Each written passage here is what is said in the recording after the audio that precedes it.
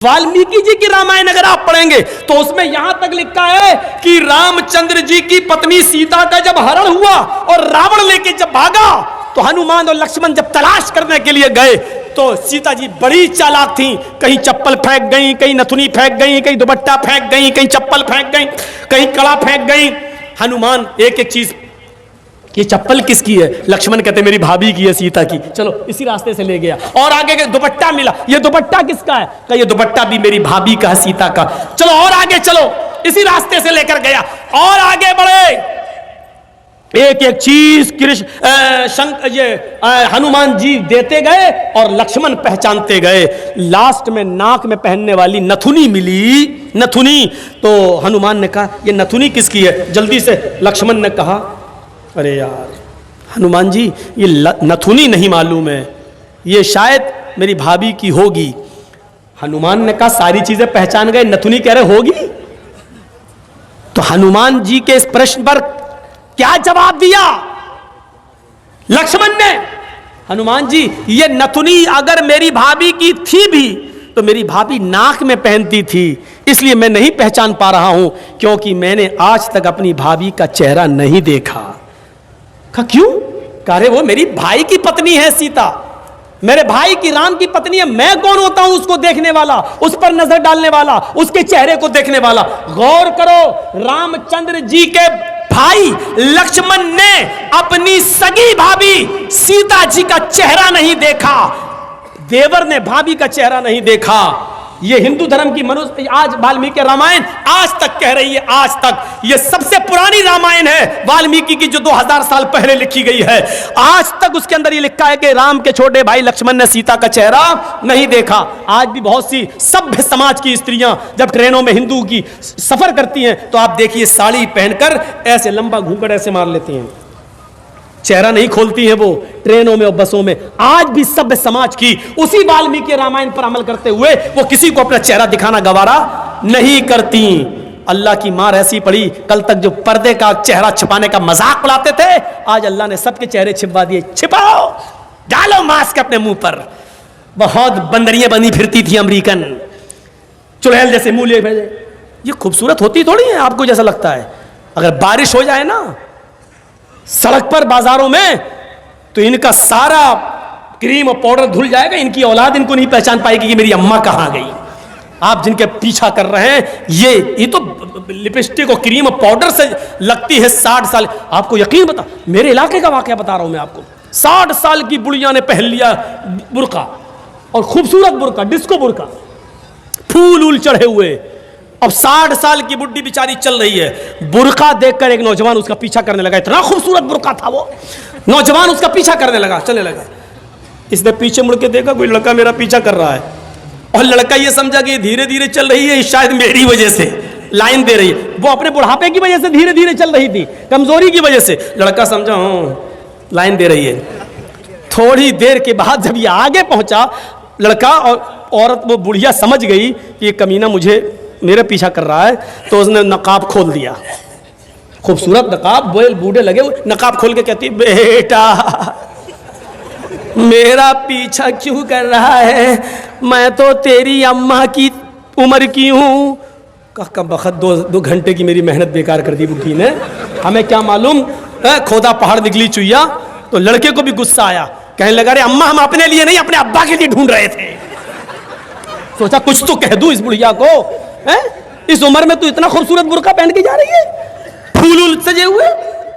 लड़का सोचने लगा जब बुर्का इतना खूबसूरत है तो बुर्के वाली कितनी खूबसूरत होगी, लगा उसका पीछा करते हैं। लक्ष्मण ने अपनी भाभी का चेहरा नहीं देखा। हर पढ़िए हदीस, अय अल्लाह के रसूल अराइतल हमवा या रसूल अल्लाह, अय अल्लाह के नबी देवर के बारे में आपका क्या ख्याल है? क्या मैं देवर से पर्दा करूं? एक ही घर में होते हैं, देवर और जेठ का आना जाना रहता है, हमारे अपने रिश्तेदारों का आना जाना रहता है। आय अल्लाह के नबी क्या मैं देवर से भी पर्दा करूं? अल्लाह के नबी का जवाब यह था, हां दूसरों से पर्दे में कुछ कमी हो जाए तो चलेगा, दूसरों से पर्दे में कोई कमी हो जाए तो चलेगी, लेकिन देवर से पर्दे में कमी नहीं होनी चाहिए। अलहमुल मौत, देवर तो भाभी के लिए मौत है, देवर तो भाभी के लिए मौत है। जिस देवर से सबसे ज्यादा पर्दा है, आज हमारी औरतें, हमारी माँ बहनें देवर से ही सबसे ज्यादा खुली होती हैं। जो मजाक शौहर से भी नहीं करती वो देवर से कर लेती हैं। और एक हम हैं, चलो भाभी को घर पहुंचा दो, अपने छोटे भाई को कह रहे हैं भाभी को घर पहुंचा दो। और ऐसे ही ससुराल में हमारा हाल है। ससुर कह रहा है बेटा अपनी साली को जरा स्कूल छोड़े आओ। मामले दोनों तरफ से गड़बड़ हैं। हमने अपने भाई पर इतना भरोसा कर लिया। सऊदी अरब का वाकया सुने हो ना, जद्दा वाला। एक औरत बेचारी दर्द से कराह रही थी, दर्द से, और जद्दा के टैक्सी ड्राइवर बेचारा, उसको कोई कस्टमर नहीं मिला तो वो रुमाल मुंह पे डाल के लेटा हुआ था। जल्दी से औरत आई उसके पास, देखिए मुझे दर्द जे हो रहा है, बच्चे की पैदाइश की तकलीफ, जरा कोई करीब के हॉस्पिटल में लेके चलो, मुझे जल्दी से इलाज के लिए जाना है। ड्राइवर ने देखा, टैक्सी ड्राइवर ने, उसने कहा भाई औरत परेशान है, पेट बड़ा। उसने जल्दी से टैक्सी खोली, और बहन बैठो, उसने जल्दी से बिठाया और चल दिया। जद्दा के हॉस्पिटल में लेके पहुंचा और उसमें एंट्री होती है, तुम लेके आए हो? हाँ, लिख दिया। अब ये बैठा है कि जल्दी से वो चेकअप करा के आए, तब हमें पैसा दे, जितना हुआ मेरे रियाल। उधर पता चला साहब उसको एडमिट कर लिया गया है, अभी वो 2-3 दिन रहेगी। आप उसके साथ आए हैं? इसने कहा जी। कहा ठीक है, उसको एडमिट कर लिया गया है। और उसने सोचा कि चलो अब हम चलें, 1-2 दिन के बाद आऊँगा, देख लूँगा अगर बच्चा अच्छा पैदा। अभी इतनी जल्दी छुट्टी थोड़ी हो जाएगी, डिलीवरी का मामला है, जब गुजरूंगा तब ले लूँगा पैसा। ऐसा वो चला गया। ये घर में जैसे ही लेटा, इशा के बाद सोया, फजर की नमाज जमात के साथ पढ़ने जाता था और फजर के बाद टैक्सी चलाता था। फजर की नमाज पढ़ के जैसे ही घर आया, इसकी बीवी ब्रेड और आमलेट बना के लाई। टेलीफोन की घंटी बजने लगी इसके घर पर, क्योंकि जब रजिस्टर पे जब इसने औरत को छोड़ा तो अपने घर का मोबाइल फोन और नंबर सब लिख दिया था। फोन फला बोल रहे हो जी? भोपाल के रहने वाले थे ये लोग, टैक्सी चलाते थे 20 साल से सऊदी अरब में, जद्दा में। अच्छा तुम यहाँ अपने घर पे आराम कर रहे हो? का क्या हुआ? अरे कल तुम अपनी बीवी को हॉस्पिटल में छोड़ के गए हो ना, बच्चा हुआ है लड़का, आओ और अपनी बीवी को लेके जाओ यहां से। कहता है डॉक्टर दिमाग तुम्हारा ठीक है? बीवी? अच्छा हुआ ये फोन मैंने उठाया, कहीं मेरी बीवी ने उठाया हुआ होता तो कयामत आज ही आ गई होती। कहाँ आ रहे हो या मैं पुलिस भेजूं तुम्हारे घर? जिस औरत को यहाँ एडमिट कराने आए हो उसने कहा वही मेरा शौहर था जो यहाँ छोड़ के गया है। मैं आ रहा हूं, तेरा सत्यानाश जाए चुड़ैल डाइन। उसने टैक्सी चलाई और धर से चलाता हुआ चला गया। कहने लगा क्या बदतमीजी है? उसने कहा तुम मुझे छोड़ के चले गए, तुम्हें शर्म नहीं आई? मैं कितनी परेशान रही। रोना शुरू कर दिया। औरत के आंसुओं में भी बड़ी ताकत होती है। वो कहने लगा ये क्या बदतमीजी है? डॉक्टर साहब ये मेरी बीवी नहीं है। डॉक्टर साहब नोक झोंक तो सब घरों में हो जाती है, थोड़ी सी लड़ाई हो गई, हमें यहाँ छोड़ के चला गया। नहीं मैं ये बेटा अरे मेरा नहीं है, चलो अपने घर के झगड़े अपने घर में खत्म करो, चलो। उसने कहा ऐसा है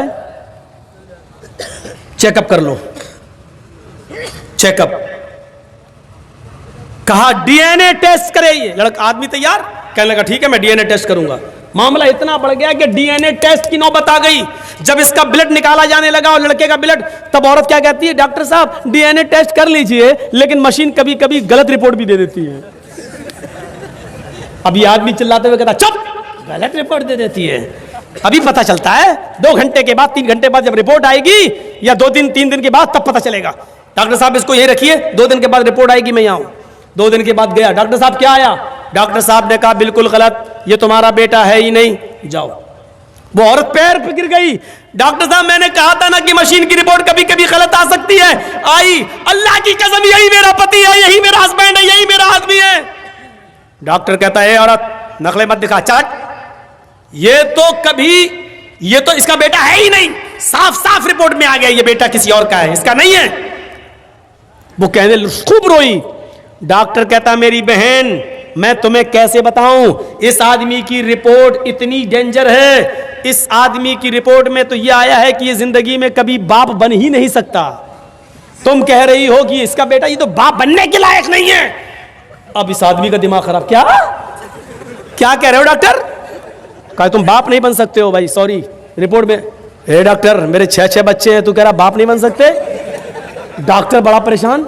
डॉक्टर कहता है ऐसा केस मेरी जिंदगी में पहली बार आया है। अब औरत कहती देखो मैंने कहा था ना कि रिपोर्ट कभी कभी गलत हो जाती है। ये आदमी बोला चुप, ये रिपोर्ट तो सही है कि ये बच्चा मेरा नहीं है, लेकिन ये रिपोर्ट गलत है कि मैं बाप नहीं बन सकता, दोबारा करो। डॉक्टर ने फाइल फेंकी, भाग, मेरा दिमाग खराब करके रख दिया तुम लोगों ने, जाओ यहां से, जाइए बेटा तुम्हारा नहीं है, जा पता लगा। अब वो फाइल उठाई और टैक्सी में रखा और चलने लगा, बाप नहीं बन सकता, बड़बड़ाता हुआ जा रहा है। फिर सोचता है जमील साहब अगर ये रिपोर्ट सही है तो पता लगाओ ये खेत कौन जोत रहा है, ये बच्चे हैं किसके। सीधे घर में घुसा, टैक्सी लेके आया, मारी दरवाजे पे लात। बीवी कहती इतने गुस्से में दरवाजा खोला, उठाई चप्पल अपने पैर की 15-20 पहले मार दी। तुम तो रोज इज्जत करते थे, आज क्या हो गया तुम्हें? कस्टमर नहीं मिले, पैसेंजर नहीं मिले तो उसका गुस्सा मेरे ऊपर क्यों उतार रहे हो? कस्टमर का गुस्सा नहीं उतार रहा हूं, पहले ये बता कि ये 6 बच्चे किसके हैं। औरत कहती है आपको क्या हो गया? पूरी जिंदगी अमानतदारी के साथ में चली आपके साथ और आपने कभी हाथ नहीं उठाया, और आज कहते बच्चे किसके? फिर बता रही कि नहीं बता रही? तेरा झूठ छुप नहीं सकता, पता चल चुका है मुझे। ये मेरी रिपोर्ट कहती है कि मैं बाप नहीं बन सकता, ये बता कि बच्चे किसके। तो मारो नहीं, मैं बता रही हूं। का क्या? का गुस्सा ठंडा करो पहले, अब वो तो हो ही जाएगा, पहले बता। कहा कि आप का भाई भी रहता है ना यहां, आप रात में टैक्सी चलाते हैं, दिन में वो रात में चलाता है। मतलब आप जब दिन में टैक्सी चलाते हैं तो वो रात में टैक्सी चलाकर घर में आ जाता है, फिर वो दिन भर घर में रहता है, और जब आप रात में घर पे आते हैं सोने के लिए तो वो रात में टैक्सी चलाने के लिए चला जाता है। आपकी ड्यूटी दिन की है, उसकी रात की है। मेरे शौहर गुस्सा मत होइए, ये बच्चे उसी के हैं, क्योंकि मुझे उम्मीद थी कि तुम बाप नहीं बन पाओगे। कहा कि यहां तेरा क्या, यहां तो सीधे गर्दन कटेगी तेरी, कत्ल। उसने उसी वक्त टिकट बनवाए और वापस भोपाल में आया और अपनी बीवी को तलाक दिया, और इद्दत गुजारने के बाद कहा छोटे भाई से, जब छोटे भाई ने ही मेरे पेट में छुरी भोंक दी और जब बच्चे ही तुम्हारे हैं तो बेहतर यह है कि तुम ही इस औरत को अपने निकाह में रखो, मैंने इसको तलाक दे दी है। बड़े भाई की बीवी को कौन संभाल रहा था? छोटा भाई, देवर। अब ईमानदारी के साथ बताओ ये हदीस कैसी लग रही है? अरअयतल हम्वा या रसूलल्लाह, अल्लाह के रसूल क्या देवर से भी पर्दा करूं? अल्लाह के नबी ने कहा हम्वुल मौत, देवर तो मौत है भाभी के लिए। औरों से थोड़ी बहुत पर्दे में कमी हो जाए तो चलेगी, लेकिन देवर तो हर वक्त वहीं रहता, आना जाना। देवर भाभी के लिए मौत है। बंगाल वालों सुन लो, ये चंद मदरसे जो चल रहे हैं आज इनकी बरकत है कि औरतें कुछ बंगाल की सरजमीन पर नकाब और बुर्का और के पर्दे के साथ दिखाई देती हैं, वरना मैं 20 साल पहले जब आया था तो बुर्का नाम की चीज दूर दूर तक नजर नहीं आती थी। 20 साल पहले जब आता था एक साथ मर्द और औरतें तालाब में नहाते थे, गुस्लखाने ऐसे बने हुए नहीं थे, मौलाना जर्जिस को भी तालाब में नहाना पड़ता था। वो दिन हमने भी देखे हैं बंगाल की सरजमीन पर, और कलियाचक के इलाके में, क्या मौलवी साहब गुस्लखाना बाथरूम नहीं बना, चले कहाँ ना, हम लोग तो तालाब में नहाते हैं, हम लोग भी नहा रहे हैं। हमारे लिए इतना होता था कि उस कोने पे तुम नहा लो, इस कोने पे औरतें नहा रही। ये चंद मदरसों की बरकतें हैं आज जो थोड़ा बहुत पर्दा दिखाई दे रहा है, लेकिन मजीद अभी पर्दे की जरूरत है, मजीद पर्दे की जरूरत है। हजरत फातिमा जैसा पर्दा के इंतकाल के वक्त अपने शौहर से कह रही हैं, अली जब मेरा इंतकाल हो जाए तो मुझे दिन के उजाले में नहीं, रात की तारीकी में और रात के अंधेरे में दफन करने के लिए ले जाना।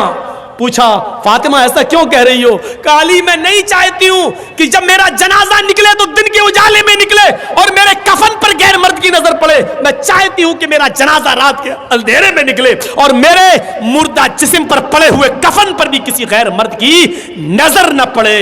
ये पर्दा जो हिंदू धर्म के अंदर है वो इस्लाम के अंदर भी है। मेरे प्यारे साथियों, ये समानताएं हैं। और जहां तक मरने के बाद दोबारा जन्म, ये तो हिंदू धर्म में बहुत बाद में आया है। मरने के बाद इंसान ने अच्छे कर्म किए होंगे तो ऋषि मुनि बनेगा, इंसान बनेगा, और बुरे कर्म किए होंगे तो कुत्ता, बिल्ली, चूहा, बंदर, छछूंदर यही सब बना दिया जाएगा। ये बहुत बाद में आया है, वरना ऋग्वेद का मंत्र तो यह है, मृत्यु जन्मम मृत्यु पश्चातम द्वितीय जन्मम भवति, ने तृतीय ने चतुर्थ ने पंच ने षष्ठ ने सप्त ने अष्ट ने नवम ने दशम का। मरने के बाद तुम्हारा दूसरा एक जन्म होगा, मरने के बाद तुम्हें दोबारा उठाया जाएगा। तुम्हारा तीसरा जन्म नहीं होगा, चौथा नहीं होगा, पांचवा नहीं, छठा नहीं, सातवां नहीं, आठवां नहीं, नवा नहीं, दसवां नहीं, यानी मरने के बाद तुम्हारा एक दूसरा ही जन्म होगा। मनुष्य बनकर तुम उठाए जाओगे, इंसान ही बनकर तुम उठोगे। मरने के बाद कुत्ता, बिल्ली, चूहा, बंदर नहीं बनना है। कहीं देखा है आपने? अकल क्या कहती है? गेहूं का दाना जमीन में डालो तो क्या पैदा होगा? कभी देखा गेहूं से चावल पैदा हुआ हो? गेहूं डालोगे गेहूं पैदा होगा। आम की गुठली जमीन में डालोगे तो आम ही लगेगा। तरबूज डालोगे, हैं, वाटर लेमन, तो आप क्या समझते हैं क्या पैदा होगा? तरबूज का बीज डालोगे तो तरबूज ही पैदा होगा। लेमू का बीज डालोगे तो लेमू पैदा होगा।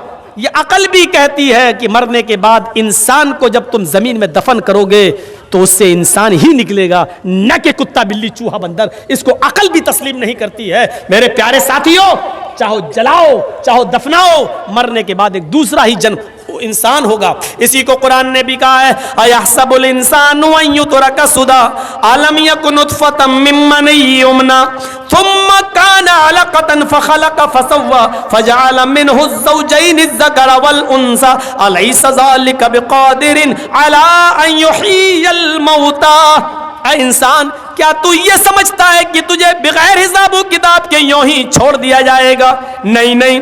अलम यको, क्या तू शुरू में अलम यको मिन नुतफतिम मिन मनी युमना, क्या तू शुरू में हकीर और जलील पानी की एक बूंद न था? क्या तू हकीर पानी का एक कतरा न था जो रहम मादर तक, औरत के रहम तक पहुंचाया गया?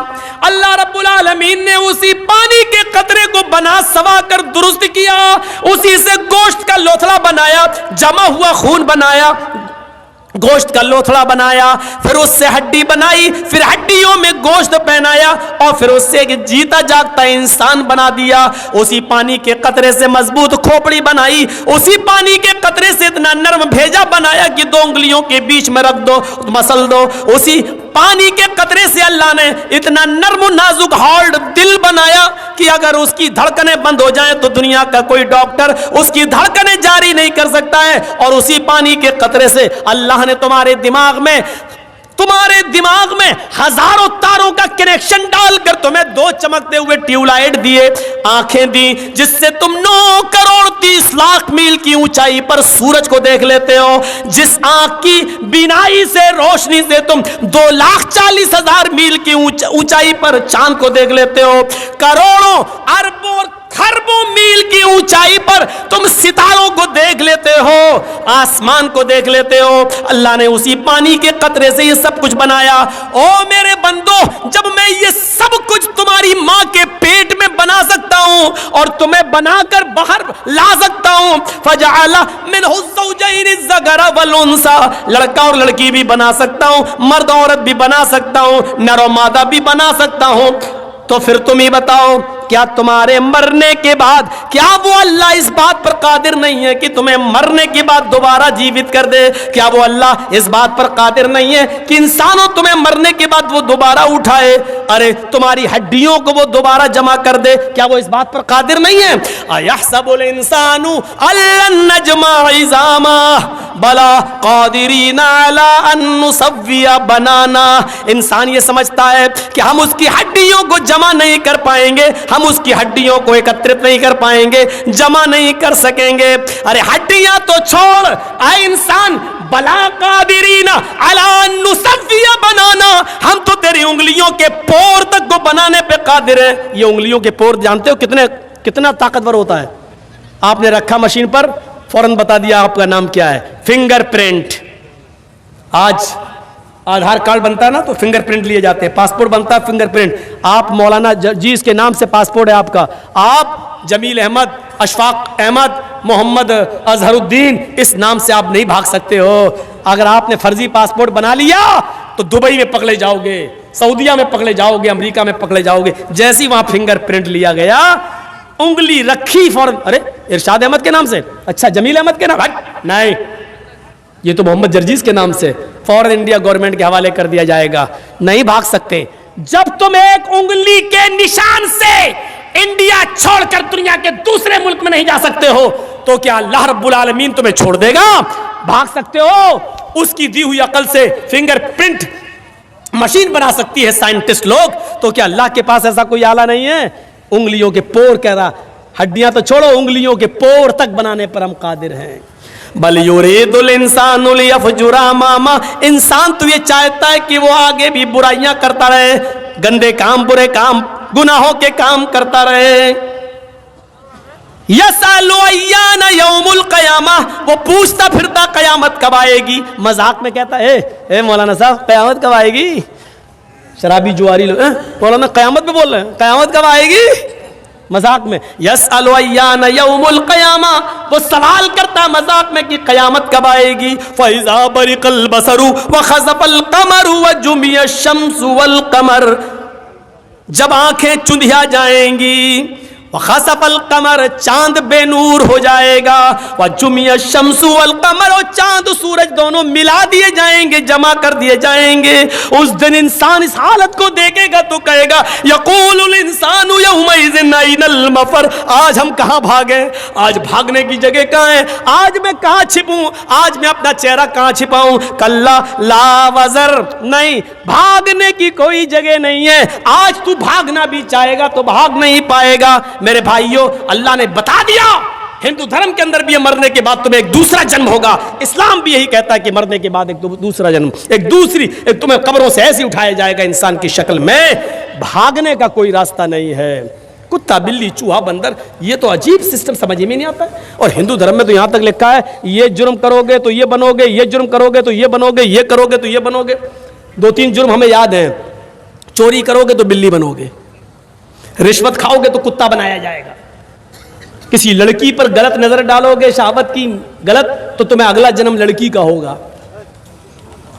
हैं? जुआ खेलोगे तो भैंस का जन्म, चोरी करोगे तो बिल्ली का जन्म, रिश्वत खाओगे तो कुत्ते का जन्म, किसी लड़की को अगर गलत नजर से देखोगे तो अगला जन्म लड़की का।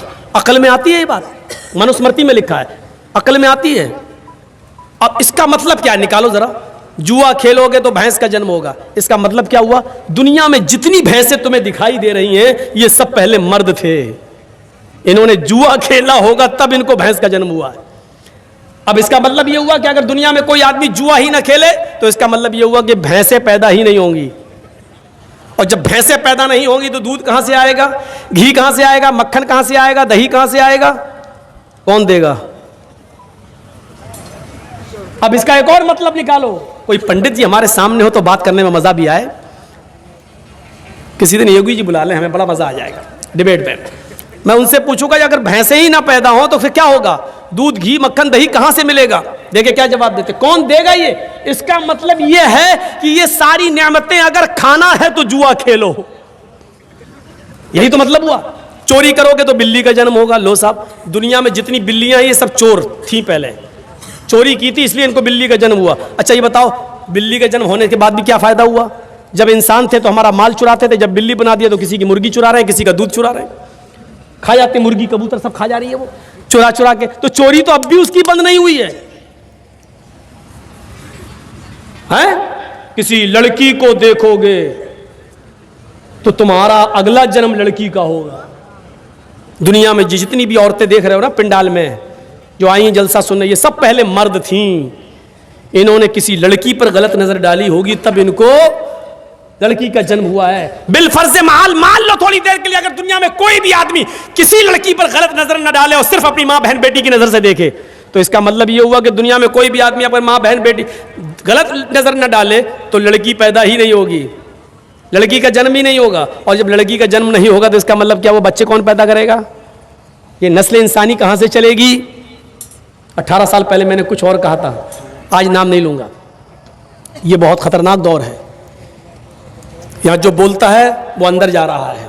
यहाँ डेमोक्रेसी है, यहाँ सेकुलरिज्म खत्म हो चुका है, यहाँ कुछ नहीं है, कुछ भी नहीं। अच्छा बोले, अभी तो बाद में साबित होगा कि तुम सही बोले कि पहले अंदर जाओ, घुसो पहले अंदर। मेरे भाइयों, अफसोस होता है मुझे इस बात पर, चोरी करोगे तो कुत्ते का जन्म होगा। लो साहब, दुनिया में जितने भी कुत्ते होते हैं देख रहे हो ना, ये सब पहले इंसान थे, इन्होंने चोरी की होगी, तब इन्होंने रिश्वत खाई होगी, तो कुत्ते का जन्म। अच्छा, कुत्ते भी दो किस्म के होते हैं, एक तो यहां घूमते हैं जो, और एक होते हैं जिनको खूबसूरत लड़कियां जिनको चूमती हैं, टम्पी पंपी, और एक होते हैं जो बड़े बड़े नेता लोग जिनको मारुति गाड़ियों में लेके एसी एयर कंडीशन में चलते हैं। तो इसका मतलब यह कि रिश्वत का की कैटेगरी अलग होगी। जिन्होंने 100, 200, 500, 1000 रुपए खाए होंगे रिश्वत, इनको ये वाला कुत्ता बना दिया जाता है। थोड़ी सी और बड़ी रिश्वत होगी, 1,00,000, 2 लाख की, उनको वो लड़कियां जिनको खाना ना खिलाती हैं अपने घर में, चंपी टम्पी पंपी। और जो मारुतियों में घूम रहे हैं ये जो कुत्ते हैं, ये बड़े स्टैंडर्ड कुत्ते हैं। ये जरूर पार्लियामेंट के कोई बड़े नेता रहे होंगे, इन्होंने बड़े घोटाले किए होंगे, और बड़े घोटाले करने के बाद, बड़ी रिश्वतें खाने के बाद इनको इंटरनेशनल मरने के बाद भी कुत्ता बनाया गया। तब भी मारुतियों में, एसी में इसकी आदत छूट नहीं रही है। ये तुम्हारी किताबों के आधार पर मैं बोल रहा हूं। फिर भाइयों, ये समानता पाई जा रही है कि हिंदू धर्म के अंदर भी लिखा है कि मरने के बाद दोबारा जन्म होगा, हमारे यहां पर भी लिखा मरने के बाद अल्लाह दूसरी जिंदगी हमें और आपको देगा। इसीलिए कहा गया पुनर्जन्म, पुनः मानी फिर, जन्म मानी पैदाइश, दोबारा पैदाइश। हमारे यहां क्या कहा गया? दूसरी जिंदगी हमें और आपको दी जाएगी। आवागमन नहीं है, मरने के बाद कुत्ता, कुत्ते के बाद बिल्ली, बिल्ली के बाद चूहा, 7 जन्म, 7 तरीके के जन्म होंगे। कहते नहीं 7 जन्मों में हम तुम्हारे साथ रहेंगे। ये हिंदू धर्म में 7 जन्म हो सकते हैं, इसलिए हिंदू धर्म में फेरे भी लगाए जाते हैं 7। औरत के जब गठबंधन होता है ना पीछे, तो 7 फेरे क्यों लगाए जाते हैं? एक मर्द इस बात का इकरार करता है कि मैं 7 जन्म में तेरा पति हूं, और औरत इस बात का इकरार करती है कि मैं 7 जन्मों तक तुम्हारी पत्नी रहूंगी। ये होता है इकरार। मेरे भाइयों, अब आप भी उठ के जा चुके हो, तादाद ख़त्म हो गई है, मैंने फिर भी 1:30 बजे तक खींच दिया है। अल्लाह ताला से मैं दुआ करता हूँ कि बार इलाह इस्लाम को तमाम लोगों को समझने की तौफीक अता फरमा, हम तमाम मुसलमानों पर चलने की तौफीक अता फरमा। मेरे भाइयों, मजहूल शख्स कोई बेनामी है, उन्होंने 20,000 रुपये दिए हैं। अल्लाह रब्बुल आलमीन से दुआ कीजिए, अल्लाह